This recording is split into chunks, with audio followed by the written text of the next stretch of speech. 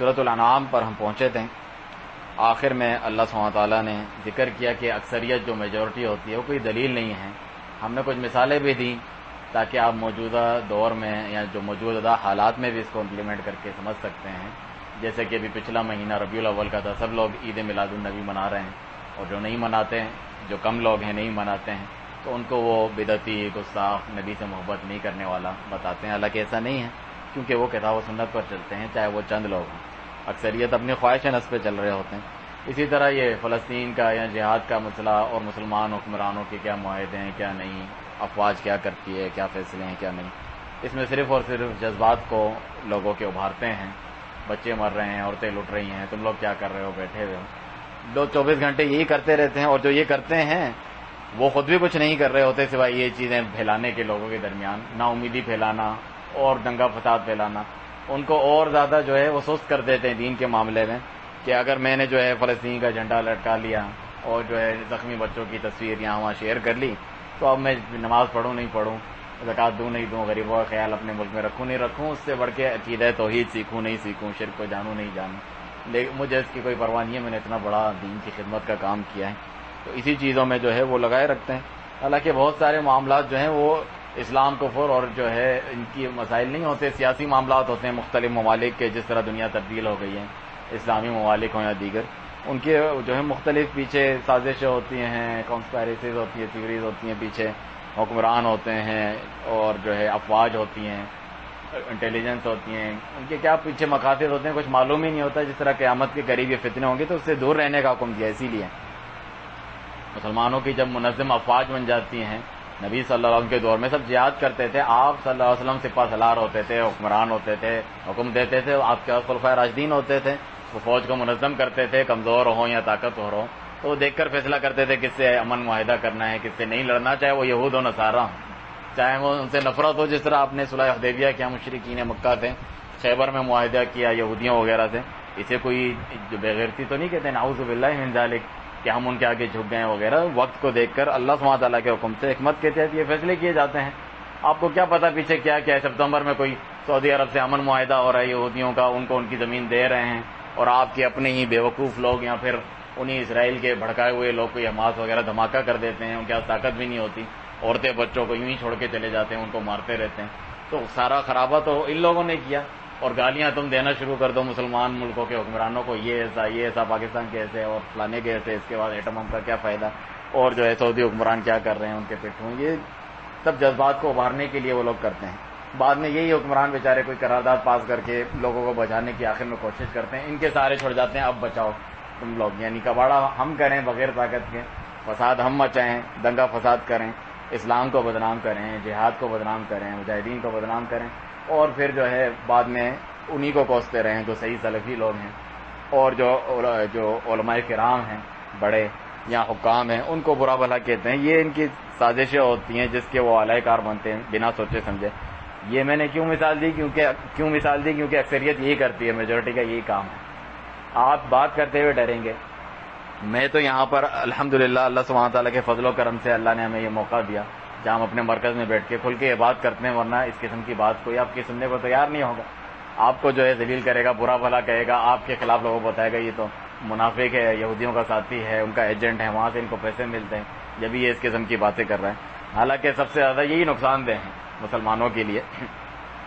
مسلمانوں کو جگہ جگہ پٹوانے کے لیے ان کی پستی کا سبب وہ موقع ہی نہیں دیتے کہ جنگ کی حالت سے مسلمان باہر نکلیں تاکہ وہ توحید کو سنیں, شرک کو جانیں اور اس سے بچیں, اور جو صحیح سلفی لوگ ہیں انبیاء کرام کے طریقے پہ وہ ان کو بتا سکیں.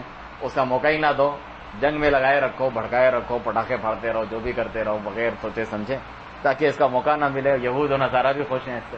آپ نہیں جانتے برطانیہ اور امریکہ وغیرہ میں اسلام پھر بھی تیزی سے پھیل رہا ہے. اس کے باوجود کتنے ہمارے سلفی صحیح عقیدے والے ساتھی ہیں, اسٹال لگاتے ہیں وہاں پر دعوت کا, اسلام کی جانب دعوت دیتے ہیں. لوگ اسلام کی طرف آ رہے ہوتے ہیں, اصل جہنم کی آگ سے وہ بچ رہے ہوتے ہیں. نہ کہ صرف یہ میزائل جو لوگوں نے بنا رکھے ہیں, بچے جل گئے فلانا, وہ یہودی بھی دکھا رہے ہوتے ہیں ہمارے بھی بچے جل گئے. آپ کہیں گے کہ وہ جھوٹی فوٹو میں بنائی ہوئی انہوں نے, تو وہ آپ کو کہیں گے آپ نے بھی جھوٹی فوٹو میں بنائی. تو میڈیا میں کوئی جو آپ کو دکھتا ہے وہ ضروری نہیں ہے کہ حقیقت ہو. بڑا چڑھا کے اور مختلف جو ہے اس طریقے سے فساد مچانے کے لیے دو طرف سے لوگ سازشیں کرتے ہیں. اس قسم کے معاملات آپ دیکھیں ہم تو خلفائے راشدین رضی اللہ عنہ کی سنت پہ چلتے ہیں. عمر بن خطاب نے تو ایک فوج کا پورا نظام قائم کیا, تو وہ فوج جا کے لڑتی تھی. آپ اپنا مال دیتے ہیں, جس طرح ہمارا ٹیکس کا یا دوسرا مال جا رہا ہوتا ہے, فوج پہ بھی لگتا ہے, ہمارے دفاع دوسری جگہ پر, تو وہ جہاد کر رہے ہوتے ہیں. وہ آپ کی طرف سے فرض کفایہ ہے, کوئی فرض عین نہیں ہے سب کے اوپر کہ ابھی نکلو باہر اور جو ہے جماعت اسلامی فلانا جماعت نے بلایا ہوا ہے احتجاجی جلسے میں نکلو جمعے کے بعد. کیوں نکلیں بھائی؟ یہ افواج کا کام ہے. فوج کا جب وہ چاہتے ہیں ہوں گے, ان کے دیکھیں گے کہ ہمارے پاس طاقت ہے یا ضرورت ہے تو وہ حملہ کریں گے, ورنہ دفاع کریں گے. عمر بن خطاب رضی اللہ عنہ کے دور اور دیگر صحابہ یہی کیا کرتے تھے. فوج تھی, پولیس کا نظام تھا, انہوں نے قائم کیا تھا. کسی نے نہیں کہا کہ آپ خود کیوں نہیں جا رہے, آپ اتنے بڑے جنرل کرنل سپہ سالار صحابی بنے ہوئے, آپ کو جنت میں نہیں جانا, آپ کو شہید نہیں ہو. نہیں, وہ بڑے بیٹھے ہوتے ہیں اور وہ ان کو بھیجتے ہیں, ان کا نظام چلاتے ہیں. آپ کو شوق ہے جہاد کا, صحیح ہے, جاؤ. اگر پاکستان میں رہتے ہیں ان کی افواج میں جا کے ملو.